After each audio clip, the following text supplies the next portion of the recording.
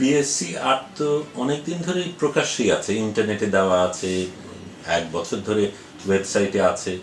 আপনার তখন কিছু বলেননি, এখন হঠাৎ বলছেন কেন?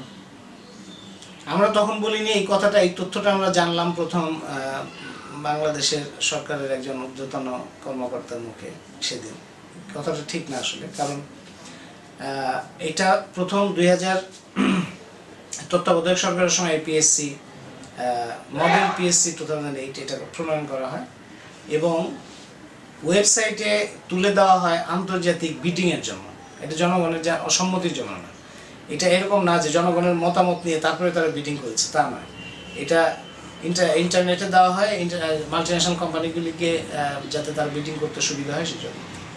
এবং তখন থেকেই বিশেষত 2007 সালে সমুদ্র সীমা নিয়ে আমরা কথা বলা শুরু করি এবং তারপরে তারা যখন এই বিডিংয়ের প্রস্তাব দেয় তখন থেকে আমরা বলছি কয়েকটা কথা। একটা হচ্ছে যে সমুদ্র সীমার বিষয়টাকে গুরুত্বের সঙ্গে নিতে হবে এবং আপনারা একটা সর্বোচ্চ মনোযোগ দেন যাতে আমাদের সমুদ্র সীমাটা ঠিক হয়, নইলে সমুদ্র সীমা ঠিক না হলে এই সম্পদ এবং সমুদ্র সীমা দুটোই যাবে।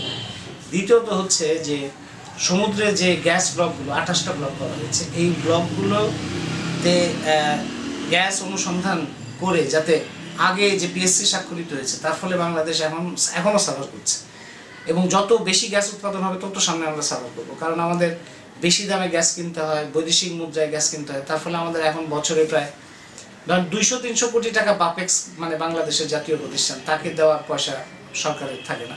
রিগ কেনার জন্য 75 কোটি টাকা দেওয়ার সেটা তাদের ফান্ড থাকে না। কিন্তু প্রতি বছর আমরা এখন প্রায় 3000 কোটি টাকা এই বিদেশি কোম্পানির কাছ থেকে গ্যাস কেনার জন্য ভর্তুকি দিচ্ছে। এবং এই যে পিএসসির কারণে আমাদের এই যে অর্থনীতির উন্নয়ন হওয়ার কথা, সেখানে আরও কিন্তু আমরা বিপর্যয় এবং একটা বড় ধরনের রক্তক্ষরণের মধ্যে আছি, এখন চলছে। তার ফলে গ্যাসের দাম বাড়ছে, বিদ্যুতের দাম বাড়ছে এবং এর যে প্রভাব সমগ্র অর্থনীতির মধ্যে, এখন যে দ্রব্যমূল্য নিয়ে মানুষ চিন্তিত, সেই দ্রব্যমূল্যেরও কারণ একটা অন্যতম কারণ হচ্ছে এই তেল গ্যাস চুক্তি। তো সুতরাং সেগুলি যাতে পুনরাবৃত্তি না হয় সেজন্য আমরা বলেছি যে এমন ধরনের পিএসসি করতে হবে যাতে জনগণের সম্মতি নিয়ে এবং পুরনো পিএসসির মতো যেন না হয়। তৃতীয়ত হচ্ছে যে কোনো রপ্তানিমুখী বিধান থাকাই চলবে না, কারণ আমরা হিসাব করে দেখেছি, সরকারের ডকুমেন্টও আছে যে 50 বছরের জন্য আমরা যদি জ্বালানি নিরাপত্তা নিশ্চিত করতে চাই তাহলে শতকরা 6 ভাগ প্রবৃদ্ধির হার ধরলেও আমাদের দরকার হয় প্রায় 110 ট্রিলিয়ন ঘনফুট গ্যাস। সেখানে বাংলাদেশে বর্তমানে আছে 7 থেকে 8 ট্রিলিয়ন ঘনফুট। আমরা কয়লাকে যদি এইভাবে হিসাব করি তাহলে 35 থেকে 40 ট্রিলিয়ন ঘনফুট গ্যাস হয়। তার মানে 60 থেকে 70 ট্রিলিয়ন ঘনফুট গ্যাসের জন্য, যেটা বর্তমান মজুদের প্রায় 10 গুণ, সেটার জন্য আমাদের কিন্তু পুরোপুরি এই বঙ্গোপসাগরের উপরে নির্ভর করতে হবে। সুতরাং এই গ্যাসটা যেহেতু আমরা কোনোভাবেই বাংলা আগামী 50 বছরের জ্বালানি নিরাপত্তার জন্য দরকার, সুতরাং কোনো রকম রপ্তানিমুখী চুক্তি আমরা করতে পারবো না। বিদেশি কোম্পানিগুলি সবসময় চাপ দেবে রপ্তানিমুখী, কারণ তাদের আন্তর্জাতিক বাজারে এই গ্যাসটা পাঠালে তাদের জন্য বেশি লাভজনক।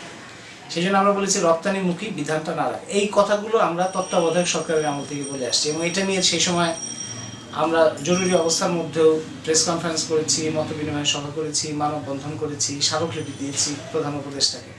এবং তার মধ্যে দিয়ে যে জনমত তৈরি হয়েছিল সেই কারণেই তত্ত্বাবধায়ক সরকার তখন প্রাণপণ চেষ্টা করা সত্ত্বেও এই চুক্তিগুলো করতে পারেনি। এবং নির্বাচিত সরকার আসার পরে আমরা নির্বাচিত সরকারকে পরিষ্কারভাবে জিনিসগুলি উপস্থিত করেছি যাতে নির্বাচিত সরকার একই কাজ মধ্যে না যায় এবং সেই নির্বাচিত সরকার জনগণের ভোটের শক্তিতে বলিয়ান হয়ে কোথায় জনগণের সংকট মুক্তি, তার যে দারিদ্র মুক্তি কিংবা তার যে অন্যান্য হাজারো সমস্যা আছে সেগুলি থেকে মুক্তির কাজে সেই শক্তিটা ব্যয় করবে, সেটা ব্যয় না করে দেখা যাচ্ছে যে এই সরকার এখন তার প্রধান শক্তি ব্যয় করছে বাংলাদেশের সম্পদ বিদেশি কোম্পানির হাতে তুলে দেওয়া।